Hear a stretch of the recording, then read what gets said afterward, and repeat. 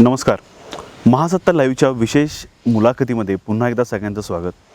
आपण असं म्हणतो की जुनं ते सोनं, आणि हे जे जुनं आहे ह्या जुन्या गोष्टींचं संवर्धन करणारी आणि त्याचबरोबर प्रत्येक जुन्या गोष्टींमध्ये कोणत्या ना कोणत्या स्वरूपामध्ये खोडा घालणारे असं आपल्याला वाटतं, अशा त्याचबरोबर संवर्धनाला ज्यांच्याकडून परवानगी मिळते अशा, आणि त्याचबरोबर एखाद्या जुन्या भिंतीवरती खिळा किंवा मोळा जरी मारायचा असेल तर ज्यांची परमिशन घ्यावी लागते, अशा एक विशेष व्यक्तिमत्व असणाऱ्या अमरजा निंबाळकर मॅडम आज आपल्याबरोबर आहेत.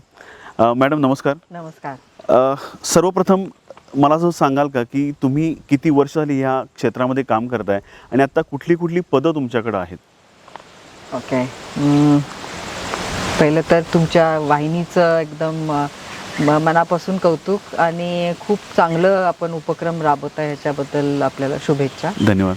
तर जसं आपण विचारलं की मी काय आता सध्या गेले 1992 म्हणजे 1992मध्ये माझं आर्किटेक्चर संपलं, म्हणजे आणि त्यानंतर मी कॉन्झर्वेशन म्हणजे आपण म्हणतो ना संवर्धन, हा एक स्पेशल डिपार्टमेंट ऑफ आर्किटेक्चर आहे. तर त्याच्यामध्ये बरेच वर्ष अभ्यास करायला मी एक अहमदाबादचे खूप मोठे म्हणजे नॅशनल लेवल ज्याची ख्याती आहे असे आर्किटेक्ट कुलभूषण जैन यांच्याकडं बरेच वर्ष मी काम केलं. त्यांच्यानंतर मी त्यांना बऱ्याच कामात प्रोजेक्ट वाईज असिस्ट केलं, आणि मग संवर्धनचा एक थोडासा म्हणतो ना आपण एक अभ्यास, आणि त्याच्यामधली एक प्रवास चालू झाला. आणि कोल्हापूर शहराचं ज्यावेळेला मी म्हणजे माझं मास्टर्स केलं, मी म्हणजे आधी बॅचलर ऑफ आर्किटेक्चर केलं, तर त्याच्यामध्ये मी कॉन्झर्वेशनमध्येच म्हणजे नदी, पंचगंगा नदी किंवा पंचगंगा नदीचा परिसर म्हणजे ब्रह्मपुरी, जिथून आपलं उगम सुरुवात झाली, कोल्हापूर शहराची सुरुवात झाली, आणि त्या तशा अशा सगळ्या ह्यानं माझा एक अभ्यास चालू झाला. मग कोल्हापूर हे किती प्राचीन आहे, किती अद्भुत आहे, अशा पद्धतीनं ज्यावेळेला हे केलं तर मला असं आढळलं की खूप काही गोष्टी करण्यासारख्या आहेत आपल्या शहरामध्ये. आणि त्याचबरोबर मग गेले जवळजवळ ॲज आय सेड 1992 पासून ह्या कामात मी कार्यरत आहे. त्याचबरोबर अनेक संवर्धन ह्याच्यात काम करत असताना, हिस्ट्रीचा अभ्यास करत असताना, इतिहास आर्किटेक्चरल ह्याच्यातलं काय किती अद्भुत आहे हे सगळं माहिती घेत असताना, मग त्याच्यानंतर जसा एक बांधकामं म्हणजे जशी पूर्वी अशी आपण म्हणतो ना की प्रत्येकाला आपलं घर जे होतं, पूर्वीचे घरं जे वाडे होते, तर त्या वाड्यांचं संवर्धन पाडायचं नसायचा, काही लोकांना पाडायचाही असायचा. मग त्याच्यावरती त्यांना प्रबोधन करणे की आपण न पाडता कमीत कमी खर्चात कसं बांधू शकतो. मग सुरुवातीला थोडी अडचण झाली, because I was a woman. मग एक स्त्री असून हे आणि ह्यांना ह्या कन्स्ट्रक्शनमध्ये जायचं हे होईल, करता येईल का? कारण ज्यावेळेला मी ग्रॅज्युएट झाले त्यावेळेला माझ्या आईने मला सांगितलेलं की नोकरी कोणाकडे करायची नाही, आणि आमच्या ह्याच्यात नोकरी म्हणजे थोडंसं जमायचं नाही. तर मी सेड ओके, सो मी टर्नकी जॉब्स घ्यायचे, म्हणजे डिझाईन पण मीच करायचे, बांधकाम व्यवसायात पण मीच काम करायचे. मग त्यामुळं मग त्यात हळूहळू टीम बनत गेली, आणि टीम पण आपल्याला आश्चर्य वाटेल की बायकाच आल्या जणू, म्हणजे असं की सगळ्या ह्या क्षेत्रात त्यांना एक थोडंसं एक भीती नव्हती की पुरुष प्रधान असा आमचा हा जो व्यवसाय आहे त्याच्यात बायका ह्या कुठेच दिसत नव्हत्या. तर माझे पहिलं जे मला एक जो प्रोजेक्ट होता माझा, त्याच्यात मला खूप कमी बजेट होतं. एका रानातलं घर बांधायचं होतं, विहीर बांधायची होती. त्यामुळे माझ्याकडे कोण तिथले पुरुष जे बांधकाम ह्याच्यात काम करतात, गौंडी म्हणा, तुमचे खुदाई काम करणारे म्हणा, कोणी यायचं नाही. मग तिथल्याच त्या बायका ज्या माझ्या रानात काम करायला यायच्या त्यांनाच घेऊन आम्ही तो सुरुवात झाली. मग असा तो एक प्रवास सुरू झाला की आपण संवर्धन करू शकतो. तर मग संवर्धन करत बरेचसे वाडे घरं लोकांची केली. त्याच्यानंतर 2008 साली आर्किओलॉजी डिपार्टमेंटचं शाहू जन्मस्थळ, जे आपल्या सगळ्यांचं स्थान आहे, राजर्षी छत्रपती शाहू महाराजांचं जन्मस्थळ, असं एक मला वाटते की माझ्या सगळ्या कामातमधलं एक सर्वश्रेष्ठ काम, एक म्हणतो ना आपण एक ज्याला श्रम करतो त्याला पोचपावती देतं, तर ही एक पोचपावती म्हणून मला म्हटलं की एक आपले कलाकौशल्य दाखवायचं मला एक चांगली संधी प्राप्त होती आहे. मग त्याच्यातून माझा हा पहिला प्रवास चालू झाला की आर्किओलॉजीची हे काम करत असताना मग खूप गोष्टी साईड बाय साईड होत गेल्या.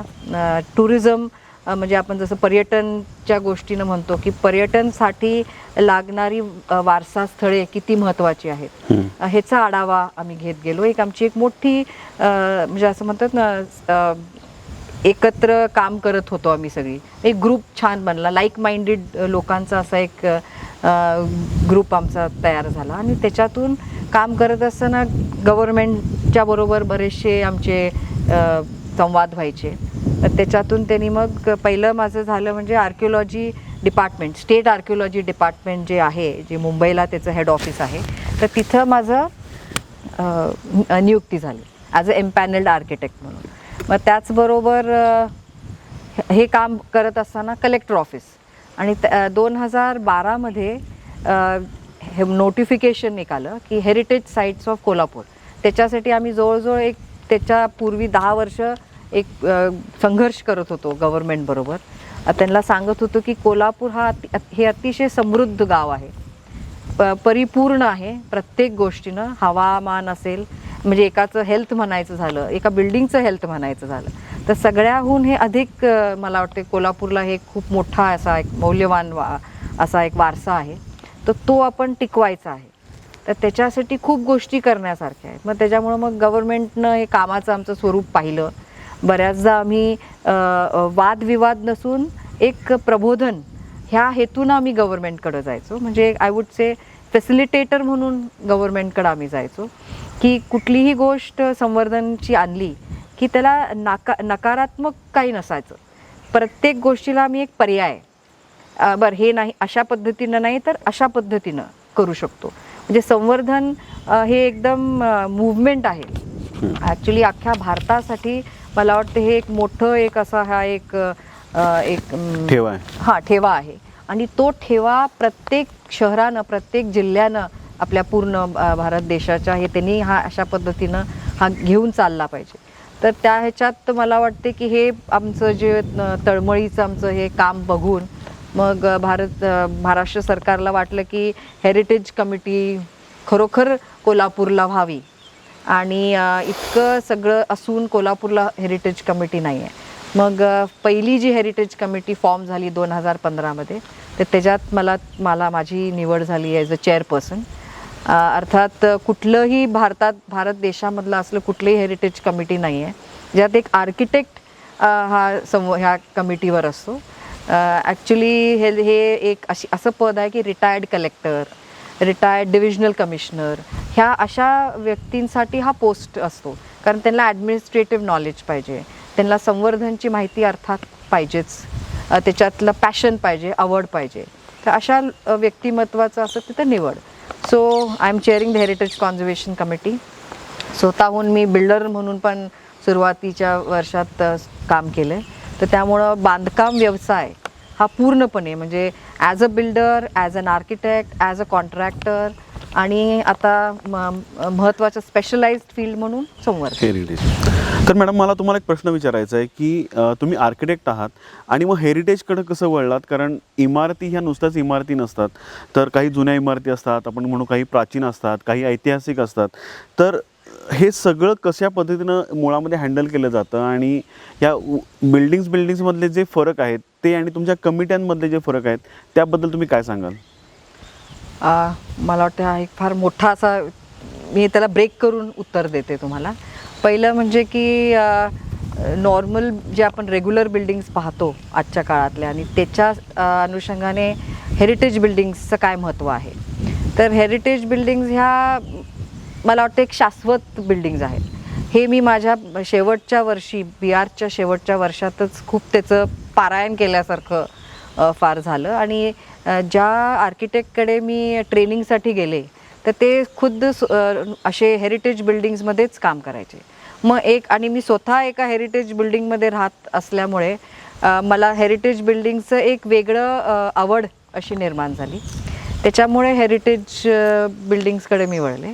आणि आता जर हेरिटेजची हायरार्की म्हणून जर पूर्ण जगभरातली जर पाहायला गेलो तर युनेस्को म्हणून एक युनायटेड नेशन्स एज्युकेशन अँड म्हणजे कल्चरल आणि ह्याच्यामधलं एक मोठं एक ऑर्गनायझेशन आहे जे जागतिक लेवलला काम करतं. आणि त्याच्यासाठी आपण काही आपल्या इमारती, इनफॅक्ट अभिमानाची कोल्हापूरला अशी गोष्ट आहे म्हणजे आपल्याकडे एक हेरिटेज साईट आहे. युनेस्कोमध्ये असलेली आहे, ते पण नैसर्गिक साईट आहे. म्हणजे त्याचा अर्थ असा होतो की नैसर्गिकरित्या सुद्धा आपण किती समृद्ध आहोत. आपल्या प्रेक्षकांना सांगाल का कुठली साईट आहे तर त्यांना कळेल. युनेस्कोची आपली दाजीपूर अभयारण्य जे- राधानगरी दाजीपूर अभयारण्य आहे ते आपलं युनेस्कोची साईट म्हणून नॉमिनेट झालेली आहे. आणि त्याच्यासाठी असं खूप श्रम करायला लागले आणि पण ती नॉमिनेट झाली. त्यामुळं तो एक पोचपावती आहे अख्ख्या कोल्हापूरकरांसाठी की आपण किती म्हणजे जागतिक लेवलला सुद्धा आपण पोचलेलो. त्याचबरोबर राष्ट्र लेवलला म्हणजे नॅशनल मॉन्युमेंट जो ASIचा कायदा आहे किंवा ASI ॲक्ट आहे किंवा ASIचं जे डिपार्टमेंट आहे जे हेड ऑफिसेस ॲट दिल्ली, तर त्यांचं जे जर तुम्ही बघितला तर त्याच्यासाठी कोल्हापूरचे 3 महत्त्वाचे आपले हेरिटेज मॉन्युमेंट्स आहेत. पन्हाळा आपल्याला सगळ्यांना प्रचलित आहे, प्लस आपल्याला खिद्रापूरचं मंदिर, ते मला वाटते अद्भुत असं मंदिर आहे. त्याच्यातल्या खूप गोष्टी अशा आहेत ज्या प्राचीन कोल्हापूरच्या इतिहासात एक वेगळा एक ठसा उमटवणारी अशी आपली ती इमारत आहे. आणि त्याच्यातलं खूप गोष्टी अशा आहेत ज्या इतर कुठेही प्राचीन कोल्हापुरात तुम्हाला दिसणार नाही, इतर शहरांमध्ये सुद्धा. सो अशा गोष्टीचं हे आहे. आणि प्लस आपले स्टेट आर्किओलॉजीमधल्या साईट्स म्हटलं तर 6 नॉमिनेटेड आहेत आणि एक इज नॉमिनेटेड मोर, म्हणजे 6 आहेत त्या नोटिफाईड हेरिटेज साईट्स आहेत राज्यस्तरीय. आणि हेरिटेज कमिटी जी स्थापन झाली 2015 साली, तर आमच्याकडे 74 साईट्स अशा नोटिफाईड म्हणून आल्या गेलेल्या आहेत. त्या 2012लाच नोटिफिकेशन त्याचं कायमपणे आलं आणि त्याहून आम्ही आता हे काम करत आहोत. सगळ्यात वरती युनेस्को, त्याच्यानंतर ASI, त्याच्यानंतर मग येतं ते हेरिटेज कमिटी, त्यानंतर department of archaeology state government. Okay. So अशा बऱ्याच तुमच्या हायराकीज आहेत. आणि मग हा जेव्हा प्रश्न तयार होतो की एखाद्या बिल्डिंगमध्ये जर खेळा मारायचा असेल तर नक्की जायचं कुणाकडे, कारण आम्हाला सुद्धा बरेच वेळा असे प्रश्न येतात, आमच्या समोर सुद्धा असे प्रश्न येतात की काही ठिकाणी आम्हाला गडांवरती शूटिंग करायचं असतं, काही ठिकाणी काही गडांचं संवर्धन करायची वेळ येते किंवा आम्ही बघत असतो कुठल्या तरी जुन्या विहिरी असतात तर त्याचे गाळ काढायचे असतात. तर अशा वेळेला तुमच्या ज्या काही हायराकीजमधल्या जे काही संस्था आहेत, ह्या सगळ्या संस्था प्रॉब्लेम क्रिएट करत असतात. आणि एक सर्वसामान्य समज असा आहे की तुम्ही प्रॉब्लेम क्रिएट करणाऱ्या सगळ्या संस्था आहात, तर ह्यात किती तथ्य आहे आणि हे असं नक्की आहे का? नाही, सर्वप्रथम एक थोडीशी एक शॉर्टमध्ये आपल्याला एक इंट्रोडक्शन देते की हेरिटेज साईट्स ज्या युनेस्कोच्या आहेत किंवा युनेस्कोच्या लिस्टमध्ये येतात त्याचं एक वेगळं निकष असतात. जे they are different characters which it gets listed for UNESCO. तर युनेस्कोच्या त्या काय आहेत की ज्या इमारती ज्याच्यात कमीत कमी संवर्धन झालं असेल, जैसे थे स्थितीत 100हून अधिक वर्ष प्राचीनत्व त्याच्यात असलेलं किंवा एक वेगळं त्याच्यातलं महत्त्व जे आहे ते त्याच्यातलं राखून ठेवलेलं किंवा टिकून ठेवलेलं, अशी जी ओरिजिनॅलिटी म्हणतो आपण एका स्ट्रक्चरमधली, आणि ज्याला कमीत कमी इंटरव्हेन्शन झालेले असतील, अशा इमारती ह्या युनेस्कोच्या लिस्टमध्ये लगेच जातात. दुसरं आहे जो नॅशनल लेवलला मॉन्युमेंट्स आहेत, त्यांचं सुद्धा असंच आहे की ज्या स्थितीत त्या युनेस्कोनं म्हणजे ASIनं ताब्यात घेतल्या असतील त्या वेळेपासून जे कमीत कमी त्याच्यात इंटरव्हेन्शन होऊ शकतं. असं नाही आहे की त्याच्यात लाईट लावायचे नाही, ऑफकोर्स इल्युमिनेशन हे झालंच पाहिजे. असं म्हणतात की 1947ला जेव्हा भारत स्वतंत्र झाला, हो, त्यावेळी जी कंडिशन्स त्या इमारतींच्या होत्या ती सेम कंडिशन्स आज देखील राखल्या पाहिजेत असं काही आहे? म्हणजे सेम म्हणण्यापेक्षा संवर्धन ज्याला म्हणतो की आता चांगल्या स्थितीत जर असल्या तर आता तुम्ही किल्ले बघितला, बरेचसे मॉन्युमेंट, जसं ताजमहलचं एक उदाहरण देते. ताजमहल हा ऑफकोर्स युनेस्कोचं वंडर ऑफ द वर्ल्ड, 7 वंडर्सपैकी एक वंडर आहे ताजमहल. तर युनेस्को साईट असून सुद्धा ASIची साईट आहे. म्हणजे ASIचं त्याच्यावरती डागडुग जी असेल किंवा संवर्धन असेल ते ASI काम करतं, तर अंडर ASI ज्युरिस्डिक्शन. तर त्यावेळेला ASIचं तिथं लाईट अँड साऊंड शो चालू केला. हळूहळू कसं होतं की जसं आपण बघितलं सुरुवातीला तिथं नुसतं मॉन्युमेंट ताब्यात घेतलं जातं, त्याचं मेंटेनन्स एवढंच केलं जातं. त्या मेंटेनन्समधला भाग इल्युमिनेशन असतो, कारण पूर्वी ह्या इमारतींना असे काय आपण ज्या आता आधुनिक पद्धतीनं इलेक्ट्रिफिकेशन लाईटिंग किंवा करतो ते नव्हतं, पण ते नंतरच्या काळात त्याची गरज आली त्यामुळं ते होत गेलं.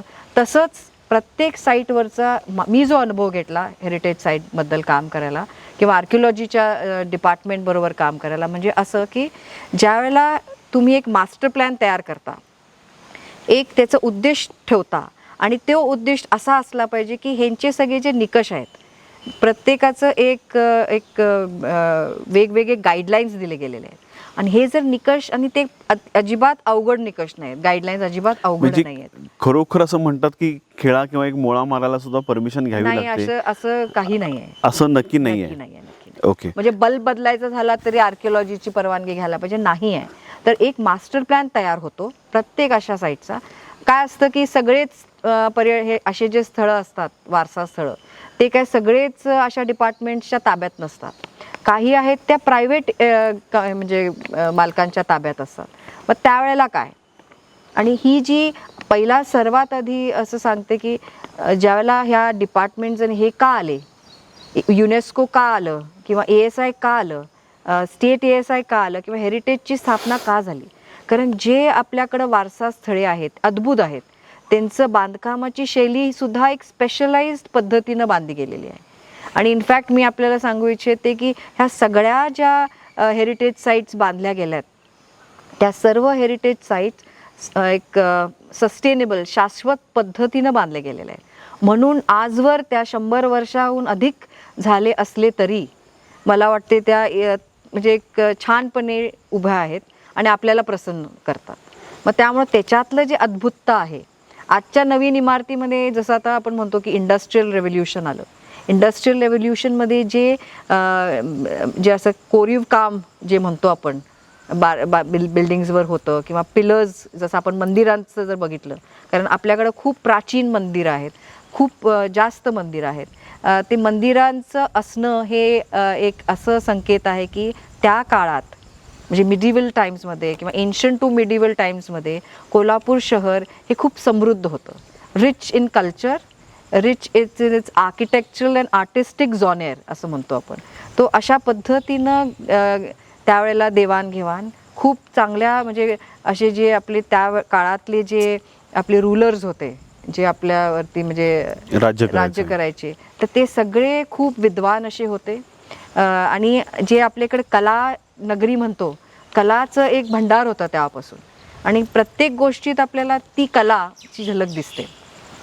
खूप भारतात असे आहेत पण कोल्हापुरात अधिक आहेत. तर त्याच्यामुळे हा जो सगळा जर आपण भाग बघितला, ज्याच्यामुळं मूळ हा आर्किओलॉजी डिपार्टमेंट आलं की त्यांनी त्यांच्या ताब्यात जाणं म्हणजे त्याला सुरक्षा मिळणे, सेफगार्डिंग फ्रॉम वॅन्डलिझम म्हणतो, म्हणजे की तोडफोडीवरनं पूर्वी नंतरच्या काळात बऱ्याच चोऱ्या पद्धड व्हायची, अशा गोष्टींवरती अभ्यास करणारे तज्ज्ञ असायचे. सायंटिफिकली त्याला तोलमोलात बघायला लागायचं. मग तो सायंटिफिक जो पद्धत आहे ती पद्धत आपण शिकून घेतली. आपण जर त्याच्यावरती एक नोट दिली कुणालाही, सरकारला, जरी ते प्रायव्हेट असलं तरी आपल्याला कुठलाही अडचण येणार नाही. आता या ऐतिहासिक इमारती काही, जसं तुम्ही म्हणालात की काही या खाजगी मालकांच्या ताब्यामध्ये आहेत, तर त्या मालकांसाठी ही नक्की चांगली गोष्ट आहे का वाईट गोष्ट आहे, याबद्दल काय सांगाल? कारण बरेच वेळा असं होतं की एक डोक्याला ताप होऊन जातो की अशी एखादी साईट माझ्याकडे आहे तर रोज कुणी ना कुणीतरी माझ्या घरी येतोय आणि मला त्या गोष्टींमध्ये त्रास करतोय. तर हे नक्की ऐतिहासिक ज्या इमारती आहेत हे असणं फायद्याचं आहे का तोट्याचं आहे? मला वाटते की it's beauty lies in the eyes of the beholder पहिलं तर. आणि ज्याला त्याचं अद्भुतता समजते आणि ज्याला त्याची जाण आहे की इतक्या सुंदर इमारती दुसऱ्या जर शेजारच्या इमारती पाहिल्या, जर आपण आपल्या खिडकीतनं बाहेर बघितला तर ज्या इमारतीकडे आपलं लक्ष जातं, जसं आता शाहू महाराज राजवाड्यात राहतात, ते ज्यावेळेला बाहेरच्या इमारती बघतात तर त्यांना कसं वाटलं पाहिजे, आणि त्याचबरोबर जे बाहेर राहतात आणि जे राजवाड्याकडे बघतात त्यांचा जो आनंद आहे आणि त्यांना जी प्रसन्नता वाटते, यू फील गुड कंटिन्युअसली. आणि महत्त्वाचं म्हणजे त्या प्रीमियम प्रॉपर्टीज आहेत त्या. एक एक असं म्हणतात ना की हेरिटेज एक कुणाच्या एकट्याची मालमत्ता नाही आहे. ज्यावेळेला ती डिक्लेअर होते की ह्याच्यात युनिव्हर्सल आउटस्टँडिंग युनिव्हर्सल क्वालिटीज आहेत, तर त्या क्वालिटीज किती महत्त्वाच्या आहेत. त्या क्वालिटीजमुळे तुम्ही आज तुमची ओळख आहे, एक आयडेंटिटी आहे, आणि ही आयडेंटिटी म्हणजे तुमचं premium. You stand exclusive right among other buildings. त्याच्यासाठी गव्हर्नमेंट स्पेशल इन्सेंटिव्ज देते. जसं टॅक्समध्ये सुद्धा आपल्याला भरपूर सवलती मिळतात. तुम्ही एक जसं म्हणतात ना, एक महत्त्वाची VIP सिटिझन ऑफ कोल्हापूर म्हणून तुमची ओळख होते आणि जागतिक लेवलला तुमचं एक दर्जा प्राप्त होतो. तर मला वाटते हे वारसा मिळालेला आहे आपल्याला, तर त्याला जपायचं कसं, हा फक्त एक त्याच्यातला महत्त्वाचा दृष्टिकोन आहे. आणि त्याच्यासाठी आम्ही बऱ्याचदा असं अवेअरनेस कॅम्पेन्स किंवा लोकांना माहिती व्हावं की हे तुम्ही ज्या पद्धतीनं आजवर ठेवलेली आहे ते तसंच पुढे न्याल तर आणि 100 वर्ष ती इमारत तुम्हाला टिकणार आहे. तुम्ही आता महाराजांचं नाव काढलं तर आपण थोडंसं गडांबद्दल पण थोडीशी चर्चा करू की कोल्हापूर जिल्ह्यामध्ये जवळजवळ 14 ते 15 गड आहेत. तर या गडांबद्दल सध्या तुमच्याकडून काय काम चालू आहे, काय संवर्धनाचं काम चालू आहे का? कारण आत्ता जर गडांची जर अवस्था बघितली तर ती अतिशय दयनीय आहे. म्हणजे फक्त 1-2 जर गड सोडले जिथं खूप पर्यटक जातात, पन्हाळ्यासारखे गड असतील, विशाळगडसारखे गड असतील, खरं हे 2 गड जर सोडले तर बाकीच्या गडांची अवस्था इतकी दयनीय आहे की तिथं कुणीही जात नाही. बऱ्याचशा बिल्डिंग्स आता होत्या किंवा नव्हत्या अशा अवस्थेत आहेत. तर यासाठी तुम्ही नक्की आता काय करताय? खूप चांगला आणि महत्त्वाचा प्रश्न आहे. मला वाटतं की आज इतका अभिमान आहे आपल्याला शिवाजी महाराजांच्या सगळ्या इतिहासाबद्दल, शाहू महाराजांचा इतिहास आहे त्याच्याबद्दल. आणि हे गड किल्ले संवर्धन, जसं आपल्याला माहिती आहे की संभाजीराजे आपले जे खासदार आहेत ते खूप ह्याच्यात तळमळीनं आत्मीयतेने ह्याच्यात काम करतात. त्यांना पण अशाच लोकांची गरज आहे की जे तळमळीनं त्यांच्याच म्हणजे ह्यानं प्रमाणे काम करतील. आणि ह्या सगळ्या किल्ल्यांचं आजवर अजून इतक्या पद्धतशीर असं अजून डॉक्युमेंट तयार झालेलं नाही.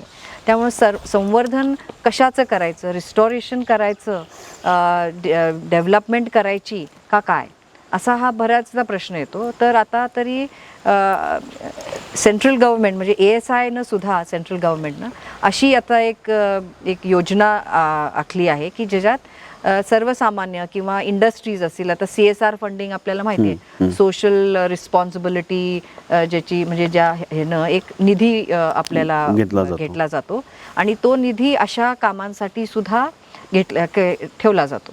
आणि त्याचं आपण कधीही तो घेत नाही आहे. म्हणजे ॲक्च्युली सेंट्रल गव्हर्नमेंटकडे सुद्धा फंड्स आहेत, पण सेंट्रल गव्हर्नमेंट काय म्हणतं की आमच्याकडे जोपर्यंत एक मास्टर प्लॅन येत नाही आहे कुठल्याही गड किल्ल्याचा, तर आज आम्ही प्रबोधन पण करतोय आणि असे एक डॉसियर्स तयार करतोय. म्हणजे एक संपूर्ण माहिती असणारा असा एक डॉक्युमेंट आपण तयार करतोय.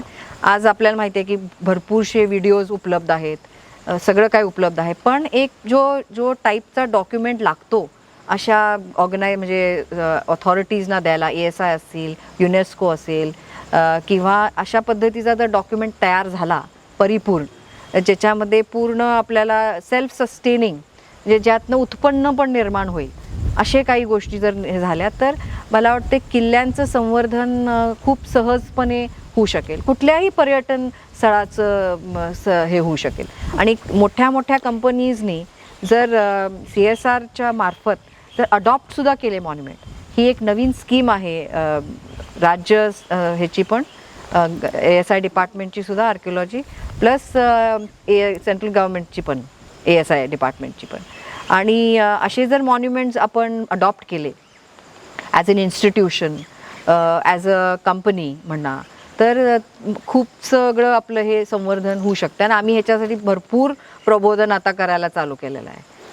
खरं मॅडम, मग मूळ प्रश्न तिथंच राहतो की एखादं मॉन्युमेंट्स मी जर घेतलं, त्यासाठी मी काहीतरी करायची माझी इच्छा आहे आणि हे करण्यासाठी जर मला प्रत्येक तुमच्यासारख्या संस्थांकडे मला दारोदारी जर जावं लागत असेल, एखादी जुनी विहीर आहे ती पूर्णपणे मातीनं मुजलेली आहे, त्याचा गाळ जरी काढायचा असेल तरी मला तुमच्यासारख्या संस्थांकडे येऊन 10 वेळा परमिशन्स घ्याव्या लागतात, जिल्हाधिकाऱ्यांच्या परमिशन्स घ्याव्या लागतात किंवा काही वेळा राज्य शासनाच्या परमिशन्स घ्याव्या लागतात. तर हे कितपत योग्य आहे असं तुम्हाला वाटतं आणि हे खरोखर करणं गरजेचं आहे का? नाही, हे गरजेचं आहे अशासाठी की you have to learn to believe in the law of the land. म्हणजे ज्या गावाचे जे नियम आहेत, ज्या सायंटिफिक पद्धतीच्या इमारतींचे जे नियम आहेत, हे नियम तरी तुम्ही अभ्यास करावेत, अशी एक प्राथमिक जे म्हणतो ना आपण एक गरज आहे. आणि प्रत्येक गोष्ट जर शाश्वत म्हणतो, आता आपल्याला माहिती आहे की ग्रीन बिल्डिंग हा एक कंपल्सरी नॉर्म्स झालेला आहे. सौर ऊर्जा निर्माण करावी किंवा रेन वॉटर हार्वेस्टिंग हे करायला पाहिजे, कारण जे आपण निसर्गाकडून भरभरून घेतो तेच निसर्गाचं रिस्पेक्ट. आणि ज्या हेरिटेज साईटमध्ये तुम्ही आज काम करू इच्छिता त्या हेरिटेज साईटचं एक ओळख आहे.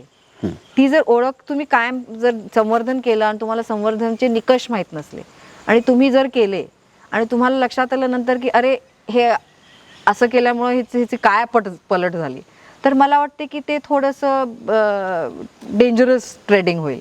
की जो तज्ज्ञ आहे, ज्याचं सायंटिफिक त्याच्यावरती इन्क्लिनेशन आहे आणि ज्याला माहिती आहे, पॅशन आहे करण्याची, जिद्द आहे, त्याला लोक माहिती आहेत की हे काम करणारी अशी लोकं आहेत. तर त्याच्यासाठी मी एक तुम्हाला उदाहरण देते की आम्ही एक चॅलेंज म्हणून असं काही जे फंड्स आपले खासदार आमदार निधीमधून आपल्याला काही गोष्टींचं संवर्धन करायला जिल्हास्तरीय मिळतात, तर काही एक असंच एक फंड एका देवळाच्या सभागृहासाठी मिळालेले होते. तर ते सभागृहाचे जे फंड्स ज्याला आम्हाला कळालं आणि आम्ही सहज त्या गावात गेलो होतो बघायला, तर त्यांनी म्हटले की आपण आमचं एक मंदिर बांधायचं चालू आहे, बघायला याल का? ज्यावेळेला मी गेले मला वाटलं छान असं दगडात साजेसं असं त्या मूळ मंदिराला साजेसं असं सभामंडप बांधत असतील म्हणून आम्ही बघायला गेलो. तर बघितलं तर पूर्ण असं सिमेंट कॉन्क्रीटचं आणि त्याच्यात म्हणजे तिथल्या गावाचा हवामानाचा पण अभ्यास न केलेलं अशा आणि ज्याची गरज जेवढ्या इतक्या पैसे नसून सुद्धा त्याच्यात करणारे. मग आम्ही म्हटलं की आम्ही एक चॅलेंज घेतो की हे टेंडर तुम्ही रद्द करा आणि नव्या रीतीनं एक टेंडर फ्लोट करूया, ज्याच्यात आम्ही एवढ्याच पैशात तुम्हाला ह्या इमारतीला म्हणजे मंदिराला, पौराणिक मंदिराला साजेसं असं करतो. तो आपल्याला पटणार नाही, गव्हर्नमेंटनं हे आमचा प्रस्ताव मान्य केला. त्याच्यासाठी जे लागणारे जे सगळे काय डॉक्युमेंट्स होते ते 8 ते 15 दिवसात आम्ही कंप्लीट केले, कारण आचारसंहिता महिन्याभराच्या ह्याच्यावर होती. त्यामुळे हे होऊ शकतं. हे सुरुवातीला मला वाटलं की खूप अवघड असतं हे सिस्टममधनं जाणं. आपण आधी सिस्टम माहिती करून घेणं हे अत्यंत आवश्यक आहे आणि सिस्टम अवघड नाही आहे. आणि जे लोक त्याच्यात काम करतात, आता आर्किटेक्ट म्हणून ज्यावेळेला मी काम करते तर मला जर आर्किटेक्चर किंवा बिल्डिंग बांधायची जर माहिती नसेल आणि जर तुम्ही मला ते काम देत असाल तर मला वाटते थोडं जरा डेंजरस होईल असं मला वाटतं. म्हणजे त्याचं काय स्वरूप येईल गॉड नोज. बरोबर. हाच प्रश्न मॅडम एक फार महत्त्वाचा प्रश्न आहे की आर्किओलॉजिकल सर्वे ऑफ इंडिया असेल किंवा हेरिटेज कमिटी असेल, याच्यामध्ये तुम्ही जसं म्हणालात की तुम्ही फर्स्ट अशा आहात की ज्यांनी इंजिनिअरिंग शिकलेलं आहे, आर्किटेक्टचं काहीतरी नॉलेज आहे. मग असं गव्हर्नमेंट असे रूल्स आणत का नाही की ह्या ज्या कमिटीज आहे, ज्या संस्था आहे, त्याच्यामध्ये ॲटलिस्ट बेसिक माहिती असणारे कोणीतरी तिथं अध्यक्ष म्हणून असावेत. कारण ज्याला क्रिकेट खेळताच येत नाही त्याला जर आपण क्रिकेट बोर्डाचं जर अध्यक्ष केलं तर तो कशा पद्धतीनं खेळू शकणार आहे हे सर्वश्रुत आहे. तर याबद्दल तुमचं मत काय आहे? मी अगदी तुमच्या आत्ता जे बोललात त्याच्यावर फुल प्रूफ सहमत आहे.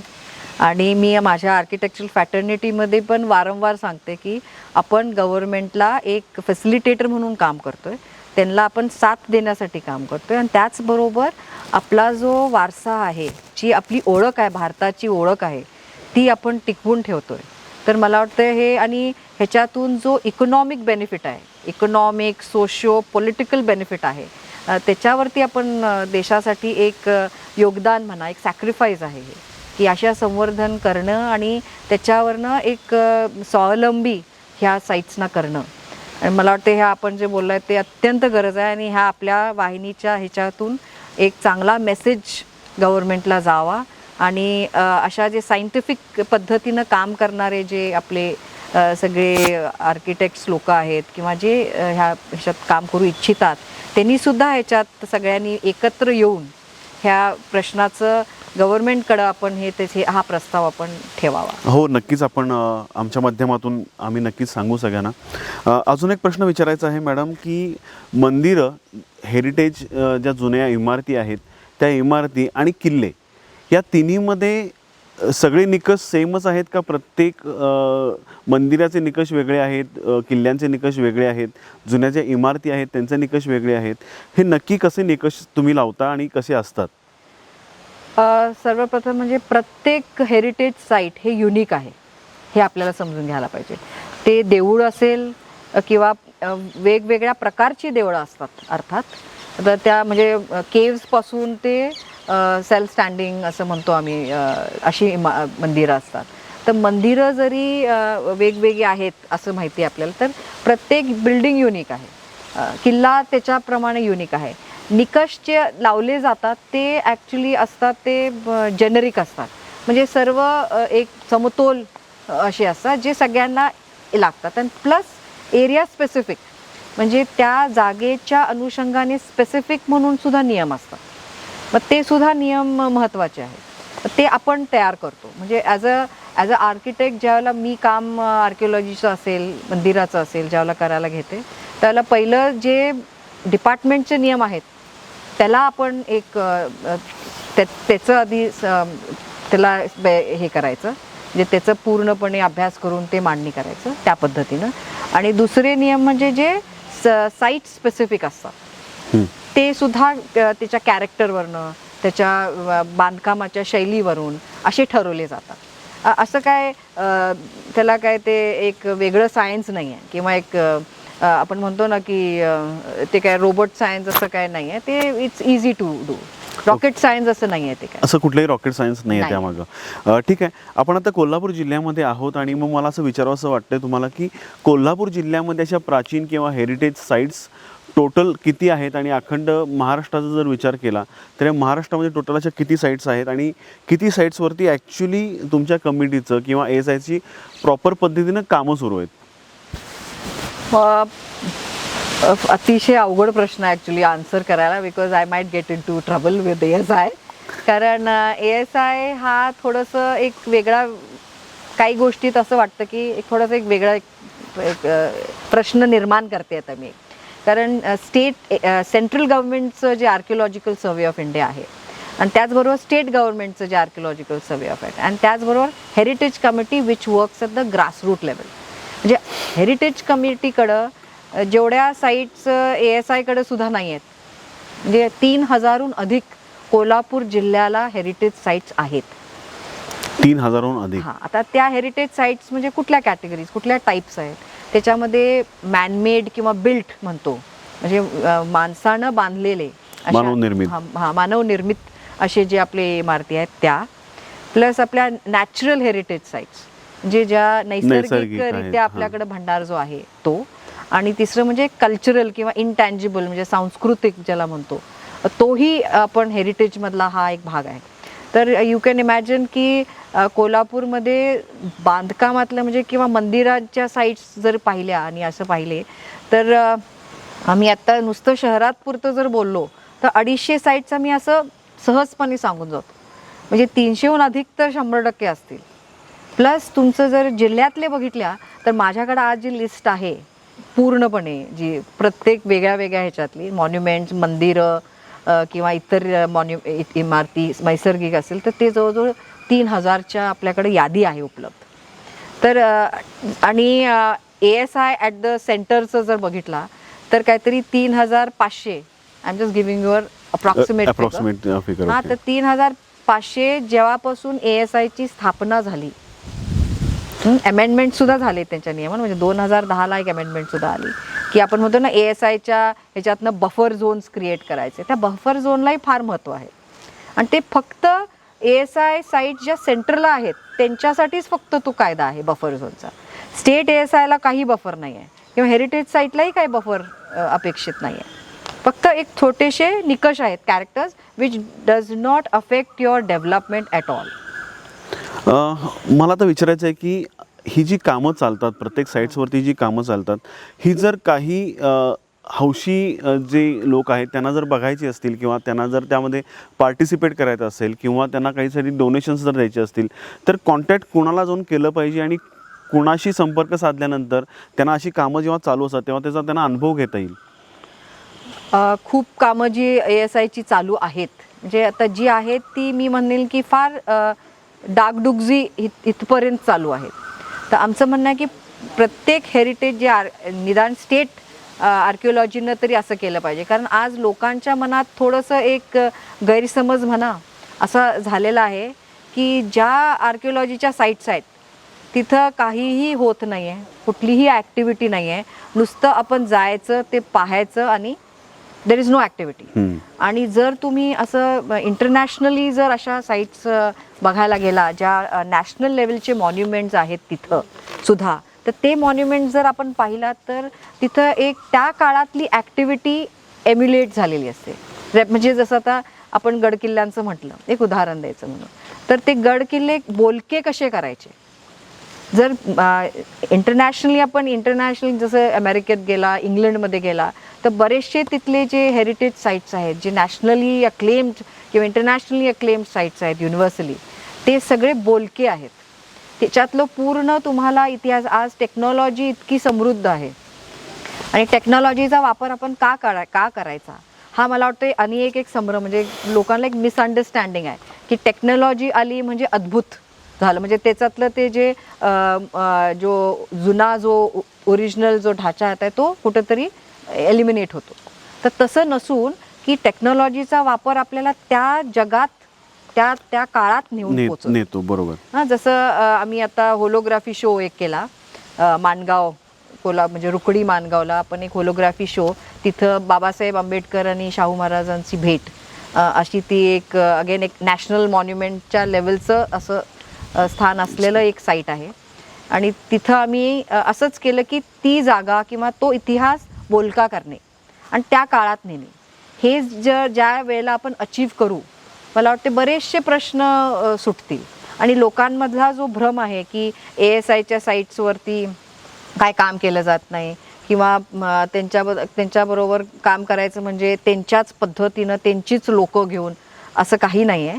जर तुम्ही त्यांना आश्वासन दिलं की हे बघा आम्ही अशा पद्धतीची कामं करत आहोत, केलेली आहेत, आणि ती कामं करत असताना त्याच्यामध्ये आपल्याला जे त्या काळातले जे क्राफ्ट्समॅन होते, जे कारेगर होते, ते सुद्धा त्यांनाही एक प्रोत्साहन आहे. त्यांनाही आपण आज एक you need to patronise them. आज त्यांचंही जीवनावर गोष्टी आहे, म्हणजे ती जर आपली कला आपण संपवली तर मला वाटते आज नवीन पिढीला ती इच्छाच होणार नाही ती काम करायची. आज जर त्याच पद्धतीनं बांधकाम व्यवसाय पण चालू झाले, दगड काम करणारे असतील, त्या दगडांच्यावर कोरीव काम करणारी लोकं मिळाली, लाकडांच्यावर तीच जुनी टीम आणि नवीन पिढीला जर आपण खूप अधिक कामं जर मिळाली, तर मला वाटते की ह्याच्यातला जो कॉस्टचा जो एलिमेंट आहे तोही कमी होईल. कारण जेवढं मास प्रोडक्शन त्याचं कॉस्ट कमी, ती जर आपण हे सिस्टम वापरली तर. अच्छा, अजून एक प्रश्न मॅडम, की ज्या ठिकाणी परमिशन्स घ्याव्या लागतात त्या ठिकाणी लोक घेतातच. खरं काही ठिकाणं अशी आहेत जिथं कुणीच जात नाही, जिथं ना हेरिटेज कमिटी असते, ना ASIचे लोक असतात, ना गव्हर्नमेंटचे कोणी असतात, ना राज्य शासनाचे कोणी असतात, आणि तिथं काहीही चाललेलं असतं, तिथं कोणी काहीच बघत नाही. तर अशा ज्या दुर्लक्षित साईट्स आहेत यांचं प्रमाणसुद्धा खूप जास्त आहे. आणि हे जे दुर्लक्षित साईट्स जे आहेत त्यासाठी आत्ता गव्हर्नमेंट किंवा हेरिटेज कमिटी किंवा ASI हे काही करणार आहे का? आता मी आधीच्या आपल्या थोडंसं प्रश्नाचं हे करते की ज्याला असे काही गोष्टी असतात करायचं, किंवा आम्हाला पैसे द्यायचे आहेत किंवा काही निधी द्यायचा आहे किंवा आम्हाला श्रमदान करायचं आहे, तर त्याला ASI डिपार्टमेंटकडे गेला किंवा जर समजा ASI डिपार्टमेंटच्या इख्तियारीमधलं नसलं ते इमारत, तर तुम्ही कलेक्टरकडे हे करू शकता. जर हेरिटेज कमिटी असली त्या गावात, तर त्या हेरिटेज कमिटीकडे जरी तुम्ही आपण तुमचं हे केलं तर तुम्हाला पूर्णपणे आपण मार्गदर्शन करतो. आणि त्या हेरिटेज साईटचं संवर्धनसाठी आम्ही प्रामुख्याने प्रायोरिटीनं तो आपण मॉन्युमेंट घेतो करायला. तर त्यामुळं आज फक्त एक अडचण अशी आहे किंवा आज गरज काय आहे की नुसतं गव्हर्नमेंटच संवर्धन करेल किंवा गव्हर्नमेंटच ह्या ऐतिहासिक स्थळांच्याकडे जबाबदारीनं बघेल, तर असं नसून आज अशा पद्धतीनं प्रबोधन करायचे आणि लोकांमध्ये एक जागरूकता निर्माण करायची गरज आहे की जेणेकरून लोकंसुद्धा ह्याच्यात, जसं आपण म्हटलं की somebody very passionate to do it, fine, अशा लोकांच्याकडे मदत घ्यावी. एक टीमवर्क आहे. मी एकटे काम करू शकत नाही आहे संवर्धनचं. हे ज्याला माहिती आहे, हे जे काम करतो त्याला माहिती आहे ज्या पद्धतीनं.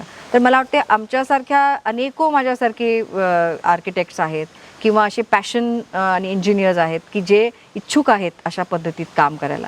तर त्यांच्याबरोबर आपण एक टीम म्हणून काम केला तर मला वाटते आज आज तुम्हाला पटणार नाही की आज आम्ही खेडोपाड्यात ज्यावेळेला जातो तर खूप असे मुलं आहेत की ज्यांना दिशा हे माहिती आहे की हे ASIचं साईट आहे, की त्यांना माहिती आहे की हे फार महत्त्वाचे आपलं ऐतिहासिक स्थळ आहे, पण आपल्याला काही करता येत नाही. अशा लोकांचा आम्ही एक ग्रुप केला आहे वेगळा आणि त्यांच्या माध्यमातून त्यांचंही आम्ही, they are big resource people, म्हणजे आम्ही त्यांना सगळ्यात जास्त महत्त्वाचे घटक समजतो आमच्या ह्या संवर्धनच्या कामात.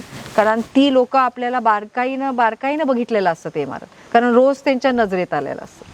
तर अशा लोकांचाही आमच्या टीममध्ये खूप मोठा वाटा आहे. म्हणून जे मी संवर्धन करते असं समजू नका की ते माझ्या एकट्याचंच हे आहे.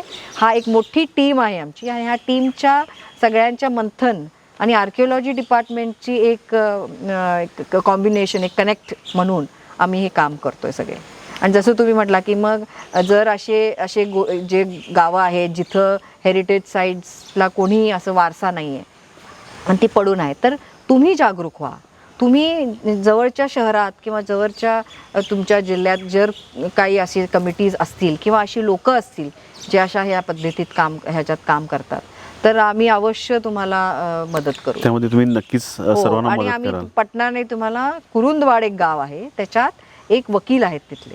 त्या वकिलांनी त्या गावातले जे सर्व हेरिटेज साईट्स आहेत ते पाडायचा नियम PWDने घेतला होता. अर्थात PWDला आपल्याला वाटतं की त्यांना सगळं माहिती असायला पाहिजे, पण असं काही नाही आहे. मग त्या एका व्यक्तीमुळं त्यांनी एक पिटिशन दाखल केलं हायकोर्टला आणि हायकोर्टने म्हटले की त्या जिल्ह्याला एक हेरिटेज कमिटी स्थापन करा आणि त्यांच्याकडून हे जर फायनॅलिटी घ्या. जर त्यांनी म्हटले की हेरिटेज व्हॅल्यूचे आहेत तर त्यांचं तुम्ही संवर्धन करा, अन्यथा तुम्ही you can take a call. Okay, बरं. आता ही कामं तुम्ही बरीच वर्ष झाली करता आहात, तर एक प्रश्न असा तयार होतोय की ही कामं करत असताना बऱ्याच लोकांना ही कामं रुचत पण नाहीत. कारण चांगल्या गोष्टी असतात त्या काही लोकांना विकायच्या असतात, काही लोकांना तिथं मोठे हॉटेल्स त्या बांधायचे असतात किंवा प्रत्येकाचं इंडिव्हिज्युअल काही ना काही त्यामध्ये फायदा असतो. तर असे लोक त्रास देणारे आहेत का? असे लोक तुम्हाला त्रास देतात का? आणि हे सर्व चालू असताना जे पॉलिटिकल बॅकग्राऊंडची जी लोकं आहेत यांचं साधारणपणे जनरलाइज जर तुम्ही विचार केला तर त्यांचं तुम्हाला सपोर्ट कसा असतो? अगेन म्हणजे खूप छान प्रश्न आहे आणि मला वाटतं हे खूप मार्मिक असा हा जर हाताळला व्यवस्थित तर मला वाटते पॉलिटिशियन्ससुद्धा ह्याच्यातनं म्हणजे जे पॉलिटिकल आज आपला सिस्टम आहे ते सुद्धा सुधारणा होईल आणि सोशो इकॉनॉमिक कंडिशनलाही हा एक खूप मोठा असं म्हणजे आय विल से मार्गदर्शक असा हा विषय आहे. तर आणि हेरिटेज साईट्स आपल्या खूप प्रमाणात जपल्या जातील. तर आज सगळ्यात महत्त्वाचं मला वाटते की ज्या काय पॉलिसीज गव्हर्मेंट करती आहे ते मोठ्या प्रमाणात त्याचा प्रसार व्हावा, लोकांपर्यंत माहिती व्हावी की adopt the monument he scheme काय आहे. त्याच्यातून काय आहे की त्याच्यातून एक इकॉनॉमिक मॉडेल म्हणून त्याला ॲक्च्युली त्याचा तो डेव्हलप करायचा आहे आणि तो इकॉनॉमिक मॉडेल खूप वेगवेगळ्या पद्धतीनं ह्याच्यातनं आपण करू शकतो. म्हणजे आज जर काही प्रमाणात मी सांगू इच्छिते की काही राजवाडे मी बघितल्यात की जे कन्वर्ट झालेत म्युझियम्समध्ये आणि आज जे म्युझियमच्या तिकीटच्या ज्या पैशातनं जे त्यांचं आज मला वाटते कलेक्शन होतं, जे मनी कलेक्शन होतं ते इतका मोठा आहे की ते बाकीचे त्यांचे व्यवसाय आहेत तर त्यांना तितका पैसा मिळत नाही. तर हा एक सर्वसाधारण. तर म्युझियम्समध्ये सुद्धा अनेको शेकडो प्रकार आहेत. तर मला वाटते की पॉलिटिशियन्स नीड टू हॅव म्हणजे जशी राजश्री शाहू महाराजांची जी दृष्टी होते की आपण प्रत्येक आपला हेरिटेज साईट जपला पाहिजे. कारण जर कोल्हापूरचं उदाहरण घेतलं तर मला वाटते की आज कोल्हापूर इतकं समृद्ध आहे की we can call it the heritage district of India. म्हणजे आज अहमदाबाद हेरिटेज सिटी म्हणून डिक्लेअर झाले, जयपूर सुद्धा हेरिटेज सिटी म्हणून युनेस्कोच्या ह्याच्यात झाले. आहे, बरोबर. पण जे कोल्हापूरला आहे आणि जे अहमदाबाद आणि जयपूरला नाही आहे, त्या ह्यानं मी तर आपल्याला म्हणजे एक आय वुड से की एक ठामपणे म्हणजे असं कुठल्याही अँगलनं नाही आहे, पण असं नाही आहे. म्हणजे कोल्हापूर इतकं समृद्ध आहे की all the sectors of tourism असतील किंवा हेरिटेजचे कुठलाही टायपोलॉजी असेल त्याच्यामध्ये आपण उत्कृष्ट दर्जाचे आपण अद्भुत त्यात असे आहोत. आहोतच. हां. ओके मॅडम, जेव्हा ही तुम्ही कामं करत असतात जी, तर तुम्ही इतरांबद्दल फार कॉन्शियस असता की त्यांनी जर त्यामध्ये काहीतरी तोडफोड केली तर त्यांच्या हातून काही चुका झाल्या तर. मी फक्त तुम्हाला उलटा प्रश्न विचारतो की हे तुम्ही जेव्हा संवर्धनाचं काम करत असतात तेव्हा तुमच्या हातून सुद्धा जर अशा काहीतरी चुकीच्या गोष्टी जर घडल्या तर त्याची रिस्पॉन्सिबिलिटीज कशा तुम्ही अंगावरती घेता आणि त्याच्याबद्दल काय कायद्यामध्ये तरतुदी आहेत आणि काय काय होऊ शकतं त्यामध्ये? This is again a very very important question आणि हा सातत्याने प्रत्येक इमारतीच्या बाबतीत हेरिटेजच्या हा प्रश्न येतोच.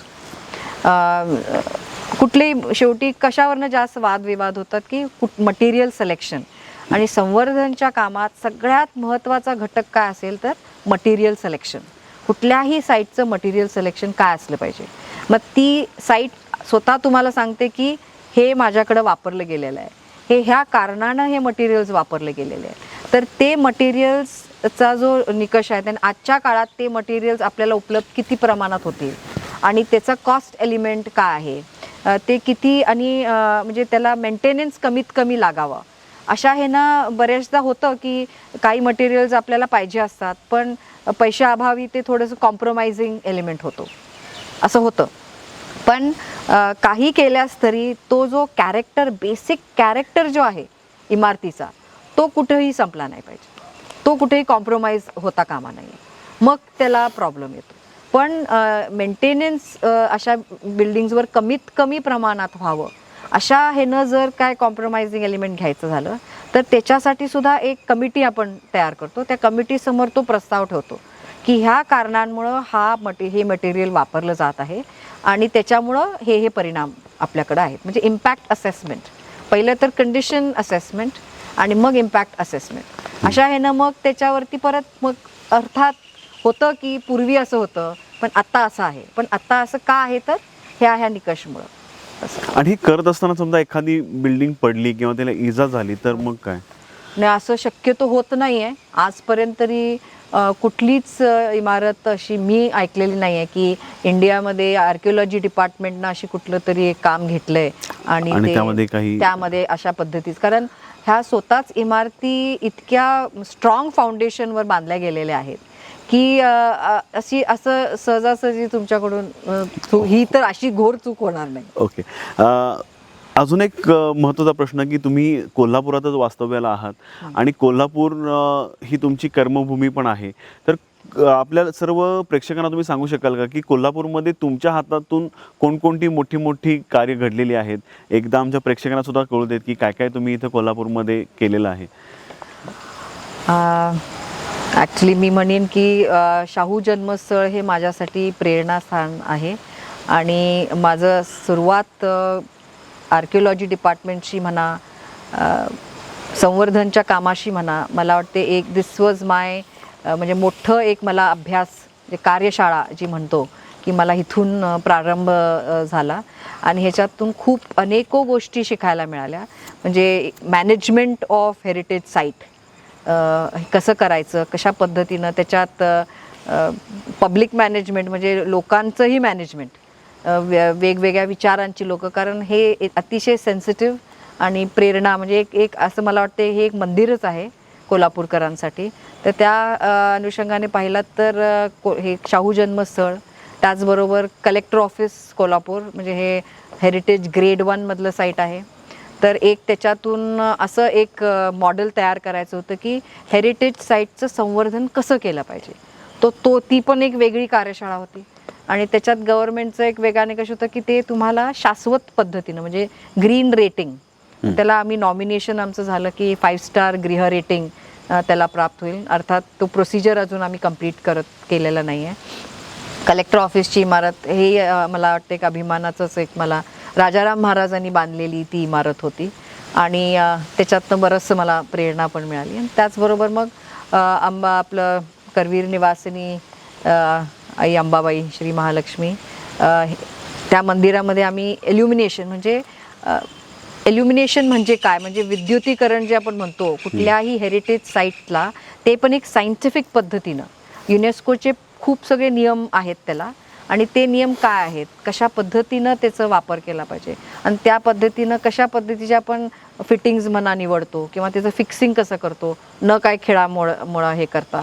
तर ते काम, आणि आता लकीली लॉकडाऊनच्या ह्याच्यात आम्हाला आतलंही विद्युतीकरणाचं एक त्याच्यावरती संवर्धन करायला मिळते. तर तो एक आता चालू कामातलं आहे. त्याचंही संवर्धनचं किंवा मनकर्णिका कुंडचं आता आम्ही टेंडर डॉक्युमेंट फ्लोट केलेलं आहे. तर मनकर्णिकाचं उत्खनन म्हणजे कुठल्याही आर्किटेक्ट किंवा आर्किओलॉजिस्ट च्या म्हणजे आयुष्यातला एक सगळ्यात कधी न होणारा अशी गोष्ट आहे.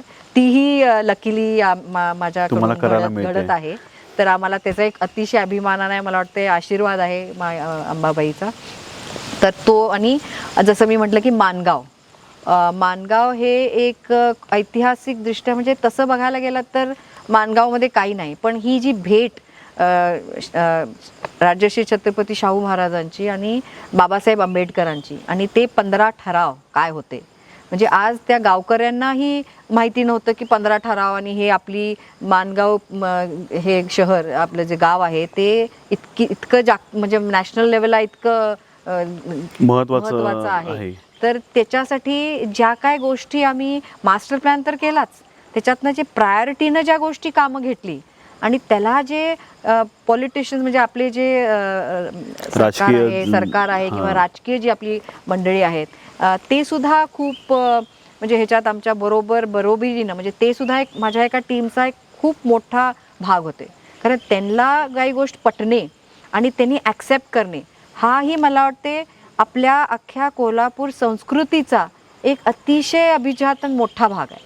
की आपले जर आज आपल्या राजकीय मंडळींचं काय गरज आहे, त्यांना की योग्य पद्धतीनं योग्य गोष्टी व्हाव्यात, ह्याचं जर आपण व्यवस्थित आपल्याला जी विजडम आहे ते आपण त्यांच्यापुढे छान पद्धतीने मांडलं, तर मला वाटते कोणही असं नाही, म्हणजे ब्युरोक्रॅट्स असतील किंवा आपली राजकीय मंडळी असतील, त्यांना कुठंही कशाचाही प्रॉब्लेम नव्हता.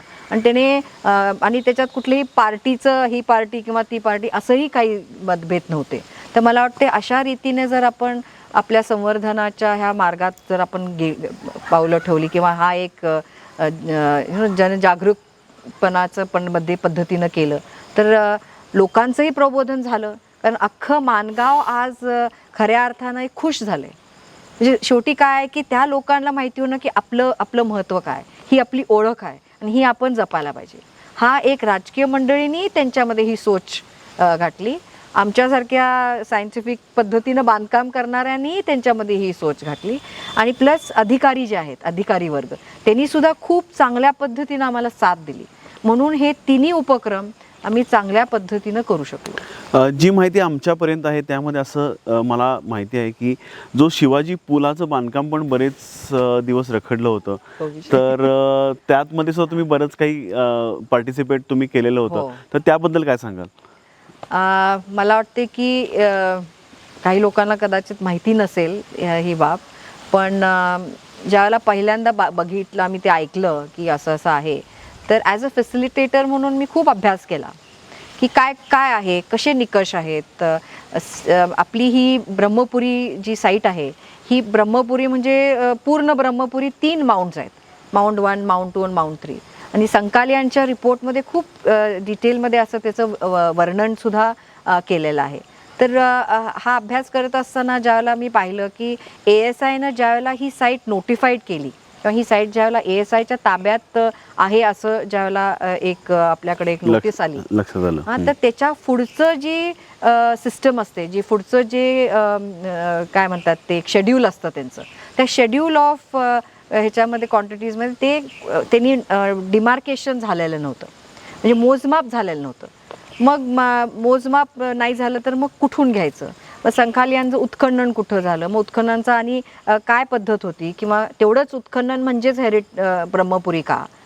तर ब्रह्मपुरी आणि जी आपण म्हणतो ना आज जी जलदेवता, जे आपल्याला पोसॉयडॉन जे त्या ब्रह्मपुरीच्या ह्याच्यात सापडलं, ते माउंट 1 वर सापडलं आणि उत्खनन झालं माउंट 2 वर. मग ॲक्च्युली स्पीकिंग तो पूर्ण असा साईट झाला. मग ASIकडे अजून तो शेड्यूल न जाता मग ASI कसं येतं, ज्याला येतं त्याला ते एक सबंध काय घेऊ शकणार नाही साईट, अर्थात घेऊ शकते, पण त्यावेळेला असं निकष झालं की जे काय मोकळं आहे त्या साईटच्या ह्याच्यात आहे आणि त्या पद्धतीनं आम्ही त्याचं शेड्यूल जो नेक्स्ट पार्ट आहे तो केलेला नव्हता. म्हणून ज्यावेळेला मापसुद्धा आम्ही टाकला आणि त्याचहून अधिक एक साईट तिथं अशी सापडली की ज्याच्यावरती प्रॉपर्टी कार्डवर ASIचं त्याच्यात नमूद होतं. आणि मला वाटते ते करताना खूप माझं एक वेगळा अभ्यास झाला आणि मला वाटते की खूप शिकायला मिळालं की प्रत्येक नियम, त्यात परत NHM हे नॅशनल हायवे अथॉरिटी पण होती, त्यांची काय काय वेगळे इश्यूज होते. हेरिटेज आमच्याकडं शिवाजी पूल आहे तो हेरिटेज साईटमध्ये आहे, आमच्यासाठी सुद्धा ते एक फार महत्त्वाचं एक प्रोजेक्ट होता. तर त्याच्यातून मला वाटते की ASIचे नियम माहिती असणं आणि ते असल्यामुळं आम्ही त्याच्यातनं हा शोध लावू शकलो आणि त्याच्यातून हे सहजपणे आम्हाला करता आलं. मला वाटतं 10 दिवसात त्याचं निर्णयात्मक एवढ्या लेवलपर्यंत जो पूल बरेच महिने रखडलेला होता तो बरेच वर्ष बरेच वर्ष रखडलेला होता, तो तुम्ही जेव्हा आलात तर 10 दिवसामध्ये तुम्ही त्याचा निकाल लावलात. आणि आमचा हेतू एकच होता की विन विन फॉर ऑल. अजून तो थर्ड विन विन झालेला नाही आहे. पहिला विन विन काय की ब्रह्मपुरी शेवटी असं होतं की आर्किओलॉजीचे नियम बदला म्हणून तसा प्रस्ताव सुद्धा पार्लमेंट हाऊसमध्ये गेला बरोबर. आणि राज्यसभेने ते मला वाटते मान्य नाही केला म्हणून ते थांबलं, अन्यथा तेही मान्य झालं असतं. दुसरा विषय होता की ASIची ती साईट तुम्ही डिनोटिफाय करा. म्हणजे आज ब्रह्मपुरीची जी साईट जर डिनोटिफाय झाली असती तर नॉट ओन्ली सेंट्रल आर्किओलॉजीला त्याचा नुकसान झालं असतं, पण कोल्हापूरकरांनाही नुकसान झालं असतं. सो आणि तिसरं बाब होतं की ज्याची साईट हे होती, म्हणजे जी साईट ज्या ओनरची होती, ज्या मालकाची होती, त्या साईटच्या मालकाला सुद्धा त्याचा फायदा व्हावा, ह्या हेतूनं आम्ही म्हटलं की अशा पद्धतीनं ती निवडावी. तर अशा पद्धतीने तुम्ही कोल्हापूरकरांसाठी सुद्धा खूप काम केलेलं आहे. तर या होत्या अमरजा निंबाळकर मॅडम. तर असं काही नाही आहे की जर हेरिटेज साईट असतील किंवा त्यांचं संवर्धन करायचं असेल तर खूप काही परमिशन लागतात येस, फक्त ते याचसाठी की तुमच्या हातातून कोणतीही चूक घडू नये त्यासाठी, आणि तुम्हाला कोणत्याही प्रकारच्या जुन्या वास्तूंचं संवर्धन करायचं असेल तर ज्या पद्धतीने अमरजा मॅडमनी सांगितलं त्या पद्धतींनी त्या मॅडम्स आणि त्यांची टीम ही तुम्हाला मदत करेल. तर कोणत्याही प्रकारचे गड किल्ले असतील, कोणत्याही प्रकारची जुनी मंदिरं असतील किंवा कोणत्याही जुन्या इमारती असतील, यामध्ये तुम्हाला काहीही जरी करायचं असेल तर अमरजा निंबाळकर मॅडम आणि त्यांची टीम ही नेहमीच तुम्हाला मदत करेल.